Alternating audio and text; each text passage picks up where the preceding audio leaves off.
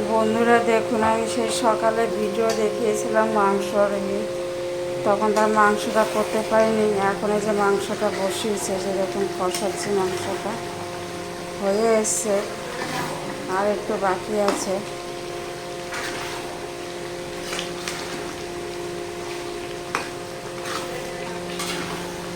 আজ সব বাটা মশলা দিয়ে করেছি, দেখুন সব মশলা বেটে দিয়েছি এদিকে। তার জন্য যে আলুটাকে ভেজে রেখেছি হয়ে গেছে।